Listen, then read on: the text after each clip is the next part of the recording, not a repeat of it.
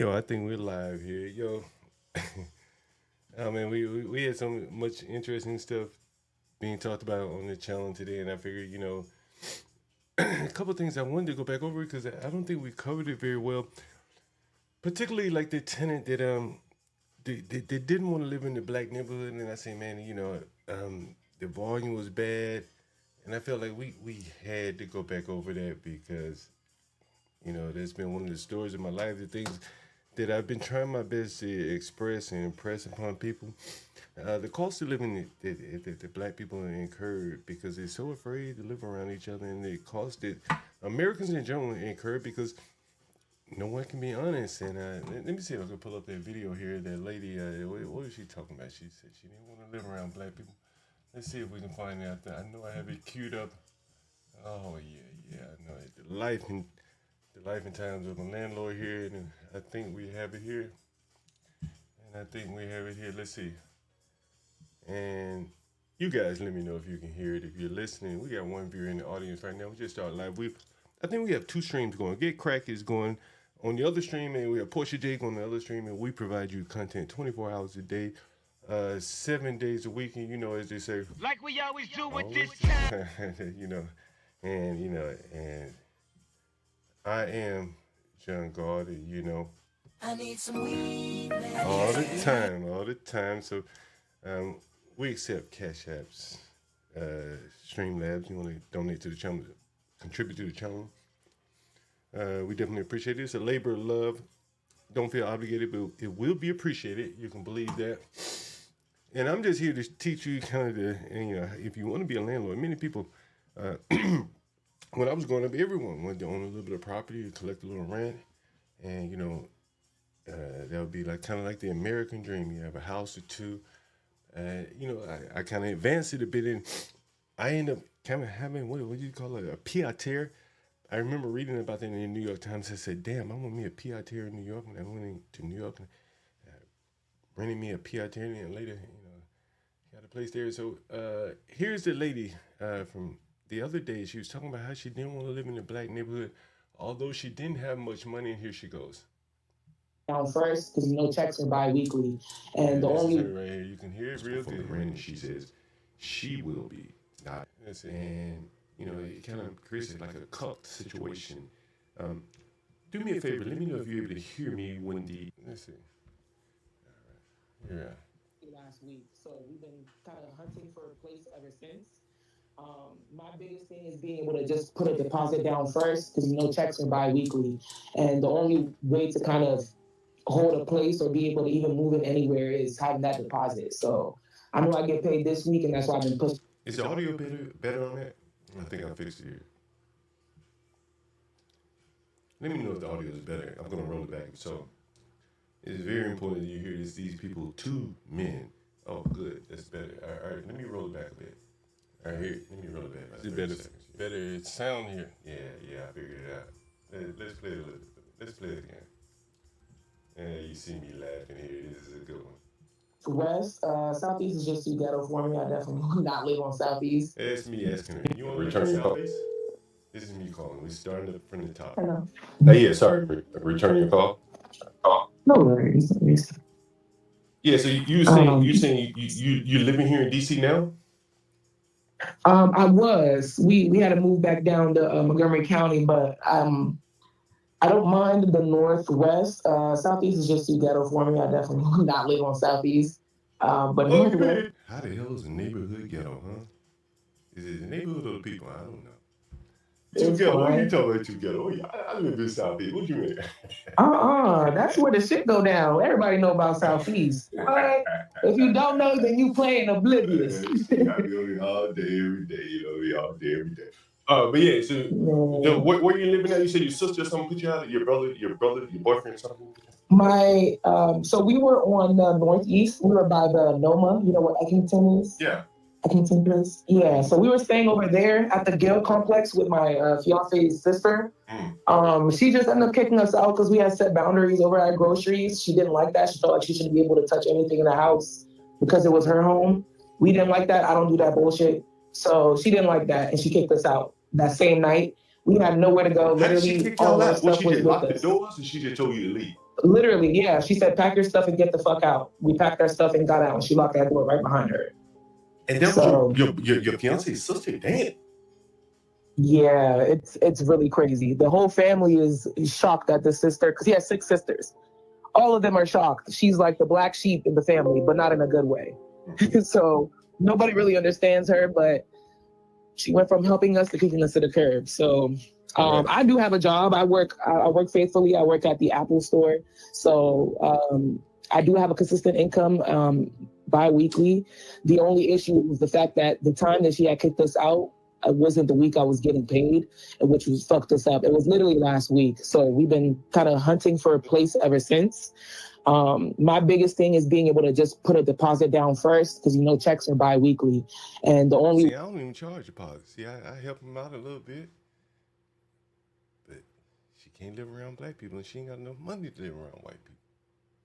Oh, the dilemma these blacks find themselves in, I tell you. Way to kind of hold a place or be able to even move in anywhere is having that deposit. So I know I get paid this week, and that's why I've been pushing really hard to look for a place so we can get out of this hotel living.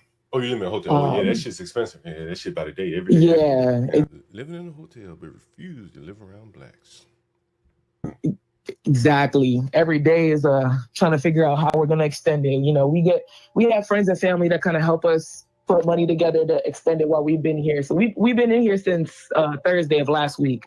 So we've survived a couple of days now, but this is not a comfortable living for me. So I'm really pushing for a place. Northwest, the area isn't bad for me. The budget, I would say roughly like 1,000 or maybe 1,200.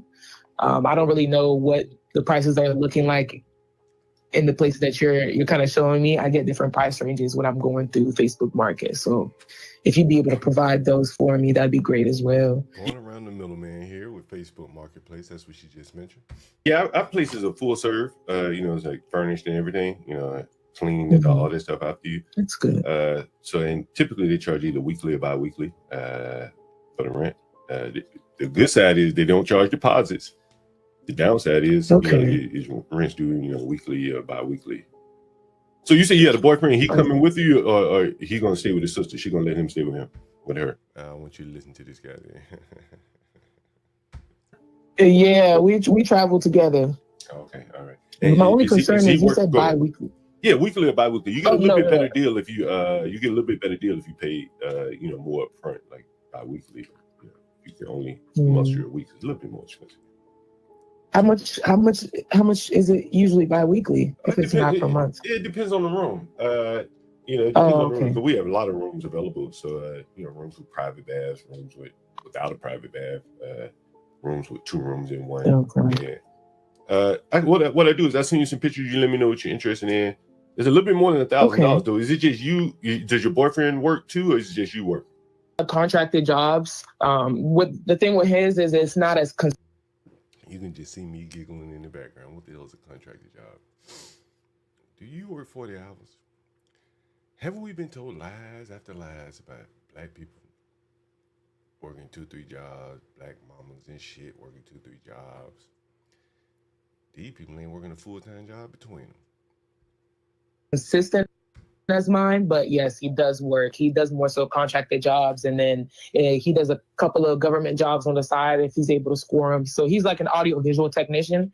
He does different jobs, from working contracted jobs with the government, like Lockheed Martin, and then we'll switch over to doing that audio-visual, which is like in lounges and businesses, stores, things of that sort. It just doesn't come as consistent as mine. You know how you're first. It just don't come as consistent. I mean, they ain't working consistently. For sure, getting a paycheck every 2 weeks. All right, but who'd be responsible for the rent? You or him? Just it'll be more so me, but he'll be sending, like, we always go half. So if he isn't able to find his half, I always cover it, and then vice versa. So we usually have each other's back. Who do you think end up paying most of that half? Most of the halves? Her or him?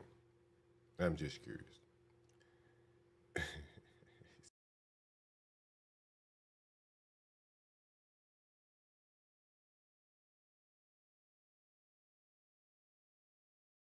Make sure I'm not on mute. What you just saw right there was a a ghetto credit check. I didn't mention that initially, but that's effectively what I did. I showed everyone that once you do credit checks and once you do business in the neighborhood, you're not going to be able to rely on the credit checks. You're going to have to rely on your intuition. Like, who's going to be living with you? Your baby daddy, your boyfriend. He working? Oh yeah. What kind of work he do? Oh, just audio visual, little contracting work. Is that what it is? Oh, okay. I know that ain't gonna work out long.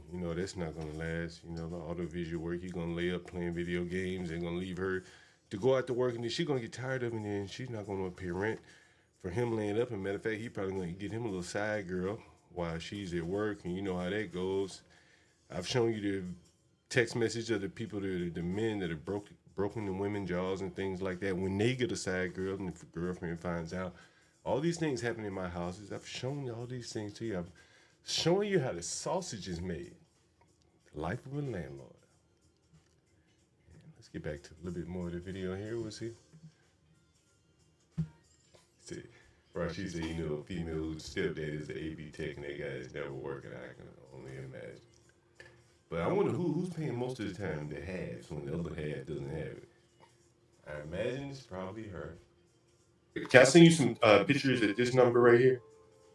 Like I said, the cheapest I can probably do it. The cheapest I probably can do it, man, if you could pay a couple weeks up front, I can do you $325 a week in Northwest. That's a hell of a good deal. That's what we charge inside. That's a hell of a deal. That's Southeast prices. You're going to hear me tell them. Southeast. You said $325 a week? Yeah, that's a very good deal, shit. In Northwest. Like I said, everything's included. I am the urban landlord. Toilet paper, wipe your ass, the water, the utilities, the internet, everything. Yeah, I mean, at that point, she knew she ain't had it. She need to come over here together, but the same fucking price as the deal I'm giving her. But I wanted to prove that she didn't have just that little bit of money between her and her boyfriend. They ain't got $650. They give him 2 weeks up at that hotel, wasn't it? The hotel's running $100 a night minimum in DC area. And they're probably, she said she worked at Apple Store. He probably Uber eating or something, making a few dollars here and there. I don't know how they make it. But she got to get up out that hotel. It's not going to work. It's not going to work. Believe it or dry, sucker dry. Can't even cook it. Can't even store your food. Maybe you got a little refrigerator. I don't know. $1,300 a month. I don't get paid weekly. They even pay you weekly, so that wouldn't even work for me, honestly. Yeah. That wouldn't work at all. $1,300 a month. $600. $650 between two people. Adults. $650 between two people. They ain't got it. They ain't got it. So what they gonna do? Keep staying in the motel? They scared to live around niggas? Is that bad? Well, keep staying in the hotel then. Right? Whatever the case. You want to live around white people, you have to pay up sisters, brothers and sisters. America has put these people through school, pre-daycare, pre-K. That's just way too dangerous out Southeast. Wait. I'm sorry about that. Well, we got some places. This America has put these people through school, this detriment. Yeah. I'm sorry about that. Well, we got some places in Southeast now. Yeah, no, I'm definitely not living in Southeast. She don't want to live in Southeast. Why? Her brothers and sisters, the people she marched for and voted just alike. She's scared to live around. I cherish my life way too much. You don't want to live around your brother, man, and your sister, man. You don't want to live around the brother. Oh, man. It's just way too dangerous out Southeast. Wait. Dangerous. Who causing it to be way too dangerous? Who is doing this? They never speak of it. But I'm going to make her tell you. Wait, I'm black now. You black? You ain't afraid of the Yeah, definitely. And you afraid of the bro. See, I made her tell her. I wanted to be sure. Because someone like Stanley would have been up here on the panel and asked, how you know she black, John Galt? Well, she told us she's black. Man, now, come on. Now, we all up here voted like that. We all just went out here and voted for our sister now, Kamala. And you gonna tell me you scared to live man. I threw that Kamala on that ass. Oh, they vote, they all vote like, but they scared to live around each other. Imagine that shit.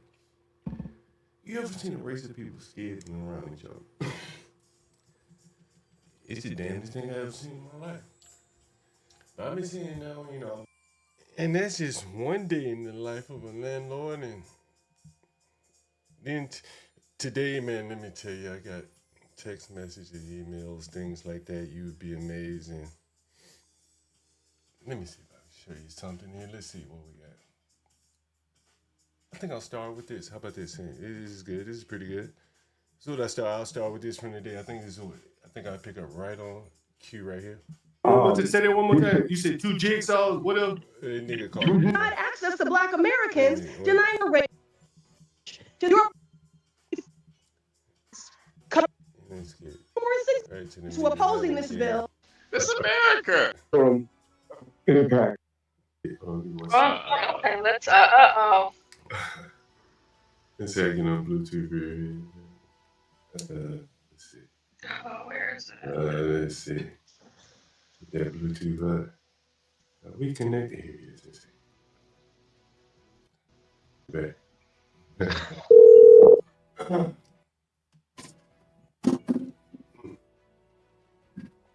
Hello. Yeah, what's up? All right, 2 jigsaws, 10-piece blades for them in a pack. Say that one more time. You said 2 jigsaws. What else? 2 jigsaws plus 10 blades for the 10 jigsaw. 10 blades. Yeah. 10-piece pack. Yeah. Okay, bits, batteries, and a drill, right? Yeah. Just come to me. Just come to me. How long is it gonna take you? And then you're gonna have to come to me because I got it. Let me hear more, man. You know I don't like to move around. Where you located? Nanny Ellenboro. I swear for That's Nanny in Northeast. Ellenboro. That's in Northeast, ain't it? It's in North.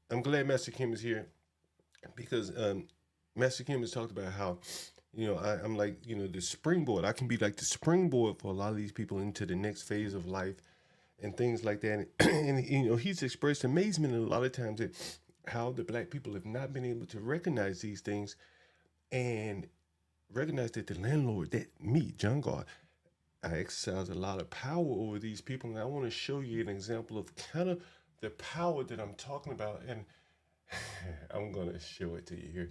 And here's one message that I just received today. This is a guy that's been living with me, that has been staying with me for quite a while now. Are you able to hear me? Is my mic a little bit higher now? This guy's been staying with me for quite a while now, and he's he's been paying $86 a day, give or take. Then he finally stepped up to a private bathroom at $475 a week. We documented all of this on the channel here, so I tell you no lies here. Lolo, how's my mic, by the way? And so here's a message that he sent me today. Let me show you this. And I hope you can see that here. This is an African guy, by the way, Master Kim. You notice that he's doing what you suggested that some of these blacks, you're surprised that some of these blacks have not done. And here's an example here. He said, "Good evening. My name is Ismail. I've been staying in room blah, blah, blah, blah, blah. I've wanted to ask a favor for you if possible. I will stand with you since mid-August. What is it now? This is November. I am the urban landlord, by the way. And he goes on to ask me, he said, while I found a permanent spot in DC, I found one, but they want to talk to the last place I rented from to make sure I pay. Would it be okay if I gave her your number? The urban landlord. The urban credit score landlord. I am the man that decides if he makes it into this next place or not. If he's kept his place clean, if he's been honorable about paying, if he's been dutiful about paying. I decide if he moves, if he stay or if he go. I could keep him with me and keep him paying $86 a day. It's tempting, it's very tempting there. And that's just one example of the life of a landlord there. We have some of the most power in the ghettos that you can imagine today. Here's another message I received. Let's see. And I talked about this earlier on the earlier stream. Here's one. No, it's not a good one. I will talk about this. Because, I talk about all the time about how like the crime and violence affects landlords and the unseen cost of how much money I've lost over the years. And here's an example here. Let me see here. And I talked about this on the earlier stream. Here it is. Hi, this is my co-host here. You can see the guy here. Hi, Donnie. Sorry to see you've canceled your trip. Please keep us in mind for your next time. I don't think so. One of your guests was robbed and the area is known for crime. See, this is what the unseen cost of crime and violence in the black community is right here. Some of the things that I've discussed on the channels and since I started this channel here, and it's just one example here. Here's another example here. See, here's another example. I was just going through my phone. Look at how much money have I lost due to robberies alone. Robberies that I didn't commit, but the people that committed on my guests. And here's another example here. And let me see if I can show it to you. Hi, this is from Keisha. Oh, I had a beautiful girl named Keisha. Anyway, she goes on to say, I actually need to cancel my reservation. I was walking home last night and someone tried to rob me at gunpoint. I am fine, but I need to relocate. I already have my things relocated. You can see here what she says, reservation canceled by guests. That's money taken directly out of the pockets of Mr. John Galt, your host. These are the stories that I try to tell, the things I try to explain how, there you go, cash rules and crime rules. Women, this is a woman here that was robbed by young men. You see this 7 still here. Reservation council here. And just one of the many examples, the life of a landlord here, the things you don't see, the things that the media will never talk about here. And I may have one more example of things I want to show you here. And let me see. One more thing before we get out of here and go back to the other stream. And if there are any questions, comments, I'll see if I can address those as well. But here's a question, a comment that I get oftentimes from landlords. Here is something I really been wanting to cover here. Here's something interesting. Again, it's a landlord related. One second.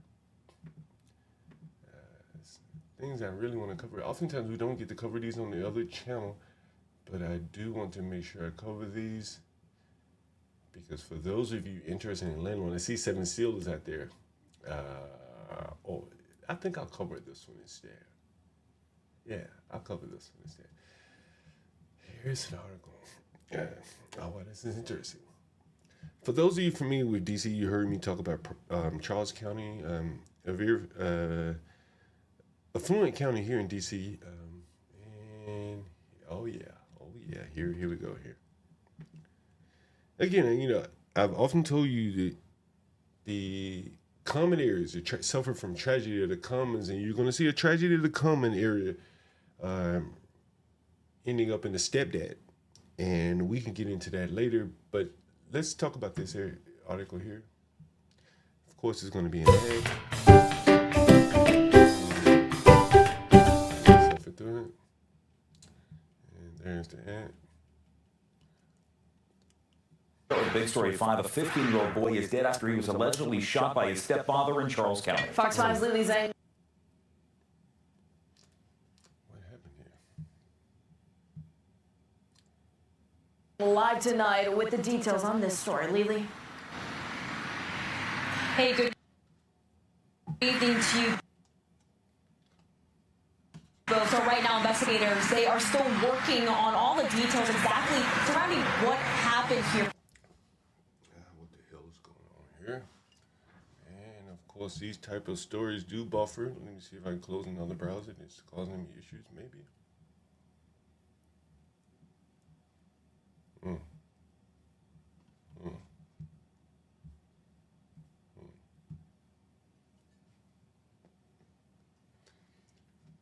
matter the internet you pay for these days. But we also had a chance to speak with neighbors who say they didn't hear much overnight, but they certainly saw a lot this morning. I seen a sheriff car going down the road when I was dropping my child off.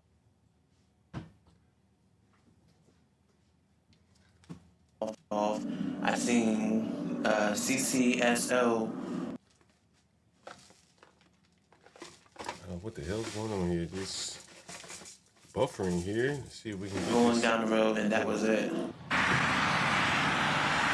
That road is right off of Crane Highway. Charles County authorities say they first responded here on Hunt Road just after midnight. They say that the suspect, Darshawn Eric Williams, allegedly shot his 15-year-old stepson. That teen has been identified as Michael Edward Clemens. Again, all of this allegedly over chores that weren't done. A neighbor who has known Williams for several years says he is stunned. He described Williams, who went by Doc, as an easygoing kind of person, adding that he has been a good neighbor. I only saw him with his stepson when we were doing, he needed to have some help to get some wood pellets. And his stepson was very cheerful and helpful. And, he said, hey, if you ever have anything, physical that you need to have done, have Michael do it. And I said, okay, Now, this suspect is currently charged with second-degree murder as well as first-degree assault. He is being held at the detention center. Guys. Man, this is crazy. It makes me think about, man, I got stories for days. And I've told you guys about this story. I once had a tenant, young mama. She's about 38 years old. She rented a place for a young son. She found her new boyfriend. And that's where it reminded me of the movie Ving Rhames and Baby Boy.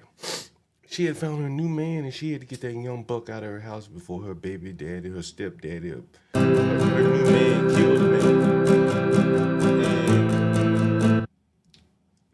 And she ended up renting a room for me for years. And eventually later, the boy's daddy moved into the room next door. Crazy enough, he moved in with a Jamaican woman, bummer clock. I tell you, she ended up throwing some water on me. Bitch told me it was gas. She was going to set me on fire.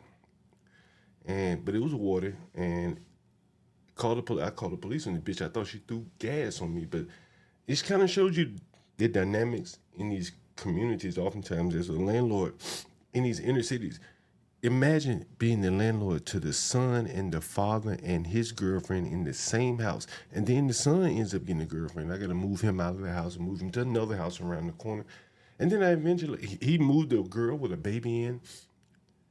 All the while, he's supposed to be going to school. His mother's paying his rent. Under the impression, under the guise that he's going to school, Southeast DC, whatever the other community college, he was sitting around rapping, laying up with a baby and a girl that he met and her baby. And I ended up having to put him out, dead of winter, coldest winter ever, as they say. And here's an example. Again, the tragedy that comes is these people can't seem to be able to share their chores, and these are kind of the outcomes as the landlord to these people. You end up someone being a social worker. But here comes a solution down the pike, I think, that we're going to see get implemented more and more. probably more so on the high end than the low end, but let's take a look here. AI landlord screening tool. Let me maximize my screen a bit. Will stop scoring low-income tenants after discrimination lawsuit. And you see here, screening system SafeRent will also pay around $2.3 million to Massachusetts residents with Section 8 housing vouchers as part of a class action lawsuit. SafeRent and AI coming into the housing domain here, used by landlords, will no longer use AI-powered scores to evaluate whether someone using housing vouchers would make a good tenant. Now, you know, guys, I've told you, there will be a new social credit score of sort coming into play. I didn't anticipate that AI would play a part into it, but it definitely makes sense considering and, you know, AI is kind of almost like ubiquitous these days. And so on Wednesday, a judge, Angel Kelly, issued a final approval for a roughly $2.3 million settlement to tenants based on income and race, and income and race more or less overlap these days. The settlement stems from a 2022 class action lawsuit filed in Massachusetts. The suit alleged the SafeRent scoring system disproportionately harmed people using housing vouchers.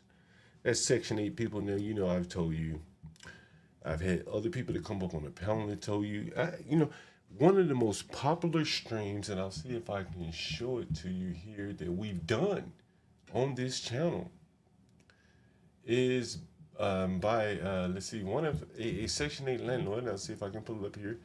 And he talked about being a landlord here in D.C., not a landlord, but a Section 8 landlord. Matter of fact, I can Google it here, and I would suggest you guys read it. It really is, listen to it. It really is amazing. It's actually one of our more popular clips here. You see they had 1,300 views. Section 8 tenants portion of the rent was $1. That was my tenant. I once had a tenant who only paid $1 in rent. Sometimes you give me 4 quarters. No shit. And if you think my story was bad, you'll see that this guy's story, is a very good friend of mine. His name was Chris. He had a Section 8 tenant, and you'll see we asked the question, why do Section 8 tenants love pit bulls? I'm not sharing this screen with you. I'm sorry about that. Here it is. Here it is. So you'll see one of our more popular streams is actually a very short video. It's only 1 minute and 19 seconds. Is Section 8 tenants portion of the rent was $1. That was my tenant. And why do Section 8 blacks love pit bulls? This is, again, another 1 minute video, 752 views on that. And again, it was about, you know, the damage and the harm that Section 8 tenants, and oftentimes their Section 8 tenants, they oftentimes have pit bulls. I've told you about the tenant that had the, he was moving into one of my places. It was actually right here where I am right now. And he was moving into this place and he was unloading his furniture, military guy, young guy. And one of these days I'm going to look and see if I can find that video of him. And he was moving in and he had he was moving his furniture in. 2 pit bulls from next door attacked him and he lost both of his feet and one of his legs up to his knee. It was a Section 8 tenant and their dogs that attacked him. And again, like any of you looking to rent to people, I would strongly suggest that you don't rent to Section 8 tenants with dogs, because you're not only going to be beholden to the dog as it relates to when you come to visit. That those dogs can get, you know, out of control, get loose and attack someone else. And luckily, the landlord in that case was not sued. And of course, no one's going to sue a Section 8 tenant. That wouldn't make sense. So that's some of the tragic stories that I can tell you about Section 8 tenants and accepting dogs. I'll tell you another story, a really good story. One of my business partners, she's an African woman from Uganda. And she owns a property not far from here. And she's a business partner of mine. And one of her next door neighbors called because her tenant was breeding pit bulls. And what's interesting about this is that oftentimes when poor people have pit bulls, they do not adequately take care of them. And when I say that, I mean, forget about taking them to the veterinary. I'm talking about proper disposal of the waste, the feces. And so if they don't take care of their feces properly, then they're going to, oftentimes if they have a backyard, they're going to leave it in the backyard. I'll pick it up later. And that draws rats to the property. Rats come close to the property, and then they end up entering the property. You're going to have some opening somewhere, or rats will find an opening or make an opening somewhere. And so you end up burrowing a hole into her property and eating up her appliances. It's not a big deal because the tenant didn't give a shit about living around rats, but the next door neighbor did. And the rats didn't just stay in her house. They went next door and they burrowed a hole through her property and went next door and started doing what rats do in the neighbor's property next door. And so I went into the property, my tenant's property, because she's a woman. She was afraid of the pit bulls. I mean, these pit bulls were like hogs, like little baby hogs or adult hogs. And, you know, I told you a story that the lady had lived without utilities, heat for a year because no appliance, no utility man will go in there and turn on the heat with those big pit bulls. And these are the perils of renting to poor people, you know, that you don't think about. Is that they will not take care of their dogs, and if they don't take care of their dogs and properly dispose of the poop, then you're going to have a rat issue that's very serious, and your appliances are going to be one of the tragedies of those rats there. So again, I would invite you to take a listen to this. For those of you interested in Section 8, and for those of you that have dogs or considering getting into renting, be very wary of what type of dogs you allow and who you allow to have dogs, because it makes a difference in how people take care of dogs.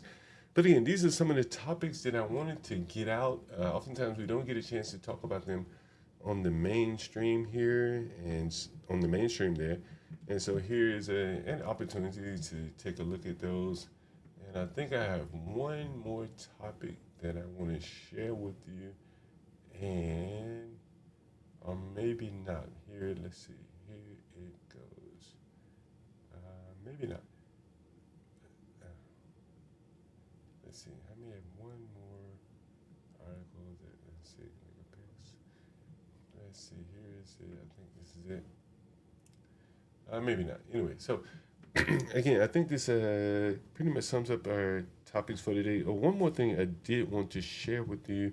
I got a few text messages, and we're going to be doing more advertising here on YouTube, more real estate advertising. We're going to try to see if we can create a medium to go around the Airbnb, the middleman there. And so that's some of the things you'll see us focusing on here. So anyway, thank you guys for joining. I hope you'll go back over to the other stream. Portia's doing her politicking. Also, guys, before we get out of here, make sure you like, share, and subscribe. And if you're feeling a little randy, support the channel here. Thanks again, guys.